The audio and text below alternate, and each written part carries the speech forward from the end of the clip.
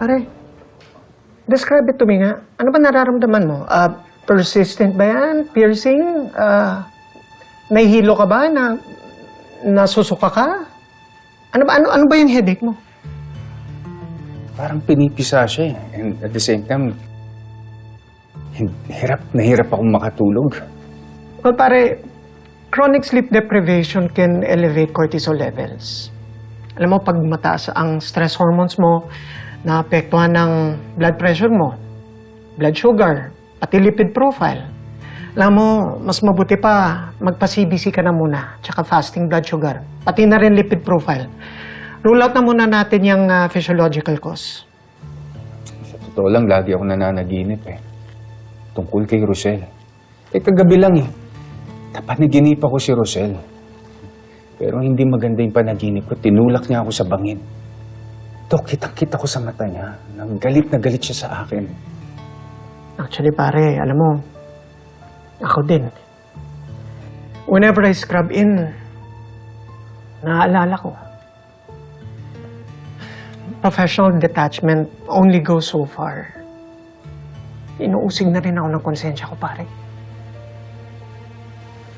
Alam mo, Dok, hindi na ata tayong matatahimik na ito. Stress will always manifest physically hanggat hindi mo ina-address ang root cause. Sometimes,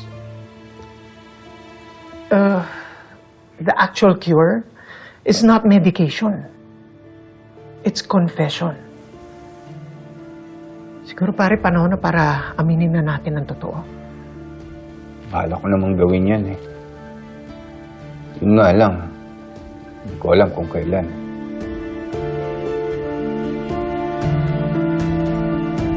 Doc Salvio?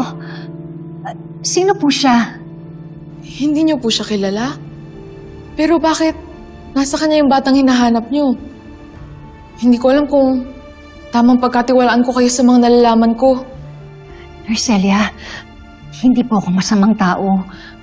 Gusto ko lang po malaman kung nasaan po yung anak ko. Totoo po yun, Narcelia. Hindi po masamang tao si Rosel. Alam niyo po ba kung saan namin siya pwedeng puntahan? Gusto ko lang po siyang makausap. Narcelia, maawa na po kayo sa akin. Gusto ko na po talaga makita yung anak ko. Kailangan ako ng anak ko. Maawa na kayo sa akin, please.